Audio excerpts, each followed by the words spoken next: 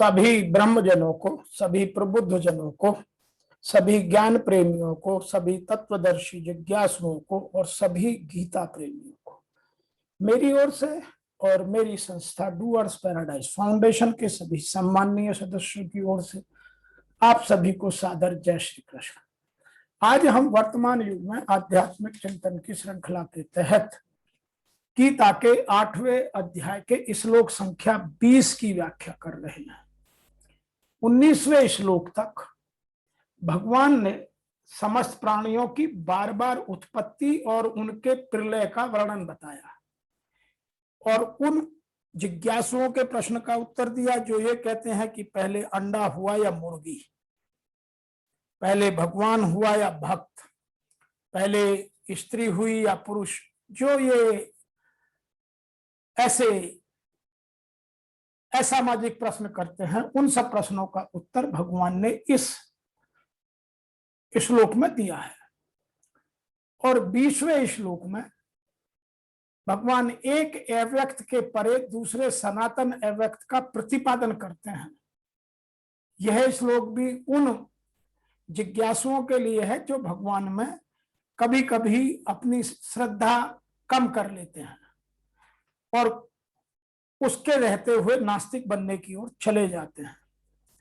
नास्तिक बनना आध्यात्म से दूर होना नहीं है। अतः यहाँ नास्तिक होने का मतलब है जो परमात्मा के अस्तित्व पर क्वेश्चन करने लगते हैं।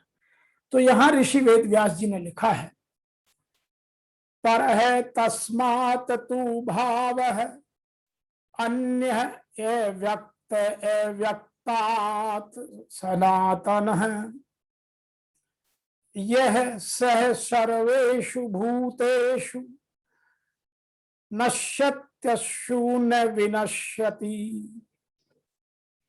परंतु उस अव्यक्त ब्रह्म को या अव्यक्त ब्रह्मा के सूक्ष्म शरीर को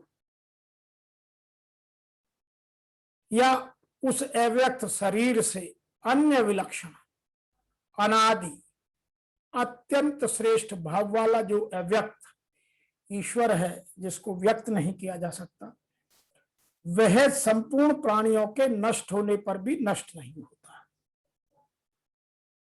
तो यहां भगवान ने इस बात को बड़े स्पष्ट तरीके से बताया। बार बार ये कहते हैं कि भगवान कब पैदा हुआ, तो भगवान तो सदा है, परमात्मा तो सदा रहता है, वह अजन्मा है। और यह हमारा जो हिंदू संस्कृति है, जो सनातन संस्कृति है, जो वैदिक संस्कृति है, वह इस बात को निसंदेह पूरी श्रद्धा के साथ स्वीकार करती है। यहां मैं एक बात और भी कहना चाहता हूं कि जिन लोगों को संदेह है वो संदेह दूर करने के लिए आध्यात्म की गहराइयों तक जाएं। ऊपर की सतह पर इन संदेहों का निराकरण नहीं हो सकता। In English, but that another eternal unmanifested being distinct from this unmanifested avyakta, unmanifested, he does not perish when all creatures perish. It means he remains always alive.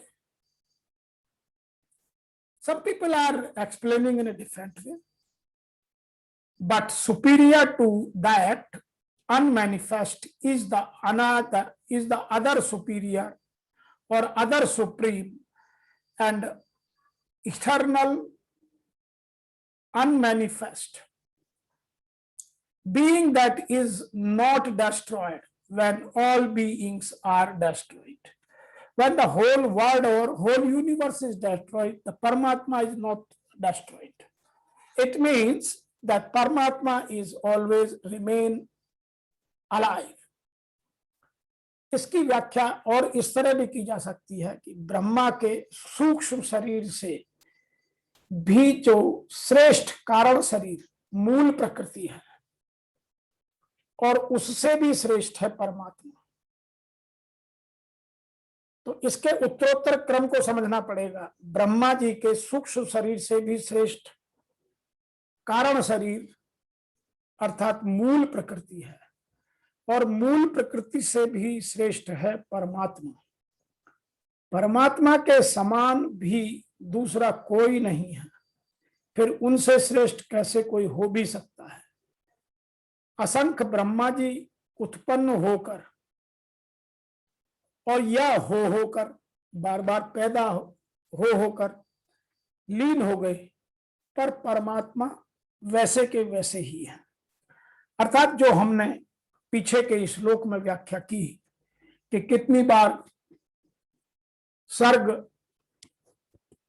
हुआ, कितनी बार उपसर्ग हुआ, कितनी बार यह प्रकृति बनी, कितनी बार खत्म हुई, इन सब से परे है भगवान। अतः उन सब के काल का या समय का भगवान पर कोई प्रभाव नहीं पड़ता। कोई समय हो, कोई आए कोई जाए, भगवान सदैव अजर, अमर और कालातीत है। इसलिए इसको समझना इसलिए भी आवश्यक है कि जो लोग बार बार पैदा करते हैं शंका, उनकी शंका का निवारण भगवान ने यहाँ इस श्लोक में स्पष्ट कर दिया।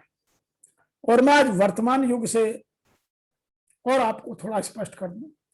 एक तो ब्रह्मा अर्थात बुद्धि अव्यक्त है। तो जो यहाँ बुद्धि की बात चल रही है, जो हमारा क्रम है मन, बुद्धि, चित्त और अहंकार, तो एक तो ब्रह्मा अर्थात बुद्धि अव्यक्त है, इंद्रियों से बुद्धि दिखाई नहीं पड़ती। और इससे भी पराय है सनातन अव्यक्त भाव, जो भूतों के नष्ट होने पर भी नष्ट नहीं होता। अर्थात विद्या में सचेत और अविद्या में अचेत, दिन में उत्पन्न और रात्रि में विलीन भाव वाले अव्यक्त ब्रह्मा के भी मिट जाने पर यह सनातन अव्यक्त भाव मिलता है, जो कभी नष्ट नहीं होता। बुद्धि में होने वाले उक्त दोनों उतार चढ़ाव जब मिट जाते हैं, तब सनातन अव्यक्त भाव मिलता है। तो हमें आध्यात्म की गहराइयों में डुबकी लगाना और वहां से मोती निकालना आवश्यक है। ऊपरी सतह पर बैठकर हम आस्तिक नास्तिक कुछ भी अपने आप को समझ सकते हैं। जब सनातन अव्यक्त भाव मिलता है, जो मेरा परम धाम है, परमात्मा ये कहता है कि जो मेरा परम धाम है वह सनातन अव्यक्त है, उसी भाव को धारण कर लेती है। इसलिए वह बुद्धि स्वयं तो मिट जाती है, पर उसके स्थान पर सनातन भाव ही शेष बसता है, अर्थात ब्रह्म शेष रह जाता है। तो यहां इस श्लोक में बार बार उन सब के लिए उत्तर मिला जो ये कहते हैं कि सबसे पहले कौन पैदा हुआ। तो परमात्मा सदैव रहता है, उसके पैदा होने का मतलब नहीं है उसने प्रकृति जन्य इस संसार को कब पैदा किया, कब खत्म करेगा, यह उसका अपना विवेक है। एक बात और भी बहुत स्पष्टतः हमें समझनी चाहिए कि परमात्मा की पराशक्ति दिव्य और शाश्वत है। परमात्मा की पराशक्ति दिव्य और शाश्वत है। यह उस भौतिक प्रकृति के समस्त परिवर्तनों से परे है। ये जो हम भौतिक परिवर्तन इस प्रकृति में देखते हैं, परमात्मा उन सब से परे है। जो ब्रह्मा के दिन के समय व्यक्त और रात्रि के समय विनष्ट होती रहती है। परमात्मा की पराशक्ति भौतिक प्रकृति के गुणों से सर्वथा विपरीत और परे है। परा तथा अपरा प्रकृति की व्याख्याएं हम 7वें अध्याय में सुन चुके हैं। अतः हमें जो मन, बुद्धि, चित्त और अहम तक की यात्रा है, वह केवल इस आधार पर ही की जा सकती है, अन्यथा उस यात्रा का कोई आनंद नहीं रह जाता है। अब मैं इस श्लोक की व्याख्या थोड़ा आध्यात्म के आधार पर और करता हूं। जो हमारा मूल सनातन आध्यात्म है उस पर और करता हूं। भगवान ने यहां अव्यक्तात् पद से ब्रह्मा जी के सूक्ष्म शरीर का ही वाचन किया है। कारण है कि इससे पहले 18वें और 19वें श्लोक के सर्ग में ब्रह्मा जी के सूक्ष्म शरीर से प्राणियों के पैदा होने की और प्रलय में खत्म होने की बात कही गई है। अतः उनको समझना अत्यंत आवश्यक है। इस पद में आगे आया तस्मात्। तस्मात् पद भी ब्रह्मा जी के उस सूक्ष्म शरीर का धोतन है। ऐसा होने पर यहां ब्रह्मा जी का सूक्ष्म शरीर अर्थात समष्टि मन बुद्धि और अहंकार से भी पर अर्थात अत्यंत विलक्षण जो भाव अव्यक्त रहता है, वही ब्रह्मा जी के सूक्ष्म शरीर के साथ साथ ब्रह्मा जी के कारण शरीर मूल प्रकृति से भी अत्यंत विलक्षण है। तो हमें समझना पड़ेगा समष्टि मन बुद्धि और अहंकार इनसे भी परे ब्रह्मा जी के सूक्ष्म शरीर से पर दो तत्व हैं। पहला मूल प्रकृति और परमात्मा। अतः इस श्लोक में परमात्मा को ही पर और श्रेष्ठ कहा गया है, जो संपूर्ण प्राणियों के नष्ट होने पर भी नष्ट नहीं होता। यह प्रकृति कितनी बार नष्ट हो जाए पर वह कभी नष्ट नहीं होता। यह यूनिवर्स यह ब्रह्मांड कितनी बार खत्म हो जाए पर वह नष्ट नहीं होता। इसीलिए इसको आगे के श्लोक में भी अव्यक्त अक्षरा पद से परमात्मा का वर्णन किया गया है। गीता में प्राणियों के अप्रकट होने को अव्यक्त कहा गया है। प्रकृति को भी अव्यक्त कहा गया है। अव्यक्तमेव च। उन सबसे परमात्मा का स्वरूप विलक्षण है, श्रेष्ठ है, चाहे वह स्वरूप व्यक्त हो या अव्यक्त हो, वह भाव स्वरूप है। अर्थात किसी भी काल में उसका अभाव हुआ ही नहीं, होगा नहीं और ना हो सकता है।